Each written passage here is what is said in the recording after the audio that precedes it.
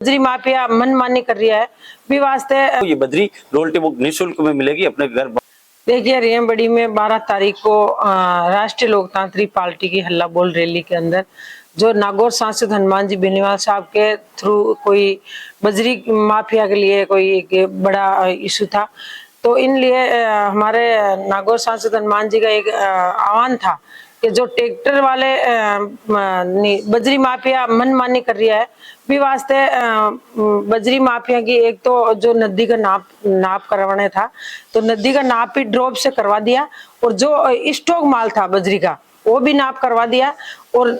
सारे नाके की हटवाने की बात थी, नाका भी सारे हटवा दिया, 3 नाके रहे, और बाकी आगे प्रयास चल रही है कि ट्रैक्टर वाले की ट्रैक्टर फ्री करवाना। तो हमारे नागौर सांसद हनुमान जी बेनीवाल साहब पूरा प्रयास कर रहा है, और मैं भी हमारी सारी टीम और जो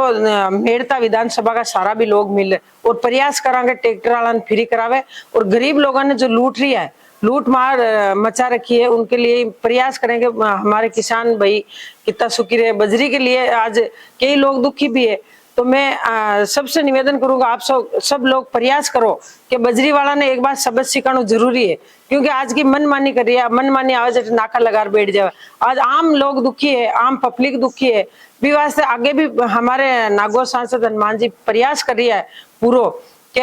बजरी माफिया के खिलाफ 3 मुकदमा भी हो गए हैं, और आगे भी यही प्रयास है कि ट्रैक्टर की जो मनमानी कर रही है ट्रैक्टर फ्री नहीं कर रहे हैं, तो बातचीत चल रही है, पूरा प्रयास करके ये भी काम करवाने की कोशिश करेंगे। देखिए 12 तारीख को राष्ट्रीय लोकतांत्रिक पार्टी का यहाँ उपखंड मुख्यालय पर हल्ला बोल कार्यक्रम था। बजरी की बढ़ी हुई दरों को लेकर के बजरी कंपनी की गुंडागर्दी जो इस तमाम क्षेत्र में वो अपनी मनमर्जी से रेटें तय कर रहे थे और अवैध खनन वो चला रहे थे, तो इसको लेकर के 12 तारीख को देर रात तक 3 मुकदमे इस मेघराज एंड कंपनी के खिलाफ दर्ज हुए थे, 2 पादुकोला थाने में और एक था थावड़ा थाने में। 2 तो किसानों द्वारा इनको अवैध जो पर्ची की लूटमार मचा रहे थे किसानों ने करवाया, एक माइनिंग विभाग द्वारा करवाया गया था। उसके बाद देर रात 5 बजे एक कमेटी बनी थी, उसमें एसडीएम साहब के नेतृत्व में हमारे 2 राष्ट्रीय लोकतांत्रिक पार्टी के विधायक, 3 हमारे वहां के कार्यकर्ता और फॉरेस्ट विभाग के कर्मचारी, माइनिंग विभाग के तमाम की कमेटी बनी। वो कमेटी पिछले 4 दिन से लगातार दिन रात कार्य कर रही है। उसका पहला हमारा ये था कि अवैध जितने भी चेक पोस्ट है उसमें मनमानी से ये लूटमार कर रहे हैं, तो वो तमाम चेक पोस्ट खत्म हो गए। अब मात्र 3 टीपी पॉइंट रहे हैं जो यहाँ से वो माइनिंग करेंगे। टीपी पॉइंट का कार्य इतना ही रहेगा कि वहां से ई रवाना जारी होगा उनके स्टॉक सेंटर पर। वो जो आलन्यास, जसनगर और जिंटिया में 3 टीपी पॉइंट है, बाकी तमाम चेक पोस्ट खत्म कर दिए गए हैं, जिनको हम देर रात 3 बजे निरीक्षण एमएलए साहब के साथ माइनिंग विभाग और एसडीएम साहब मौके पे जाके देखा, वहां पर कोई नहीं है, कोई भी लूटमार है वो कंपनी की बंद हो गई है। दूसरा हमारा ये इश्यू था कि इसमें अवैध खनन जो लिमिट सीमा उनकी 3 मीटर थी,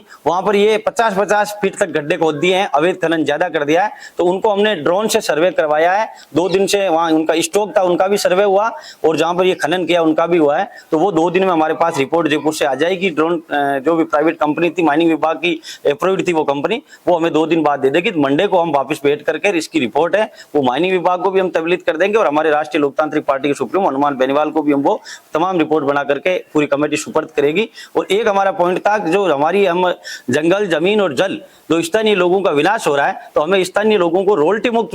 बजरी मिले, तो इस मुद्दे पर अभी हमारी चर्चा चल रही है। तो हमें लग रहा है कि सकारात्मक इसका भी परिणाम आएगा, और मेड़ता डेगाना स्थानीय तमाम लोगों को ये बजरी रॉयल्टी मुक्त निःशुल्क में मिलेगी अपने घर भवन बनाने के लिए। तो इन तमाम मुद्दों को लेकर के सोमवार को हमारी अंतिम बैठक होगी, उसमें हम संपूर्ण रिपोर्ट है जो प्रस्तुत कर देंगे। अभी तक जो बड़े मुद्दे निकल के आए हैं, एक तो माइनिंग के खिलाफ एफआईआर दर्ज हुई है, माइनिंग विभाग की कंपनी के खिलाफ, चेक पोस्ट उनके तमाम खत्म हो गए, ड्रोन द्वारा हमने सर्वे कर लिया। ये आज तक की हमारी रिपोर्ट है, और अगली हमारी कमेटी कार्यरत है। संपूर्ण कांग्रेस सरकार में माइनिंग विभाग नहीं, तमाम विभाग में ले लो, बहुत नाजुक स्थिति है। माइनिंग विभाग लंबे टाइम से, पिछले 3 साल से ये अवैध चेक पोस्ट चल रहा था, लेकिन न तो माइनिंग विभाग ने ध्यान दिया, ना सरकार के किसी भी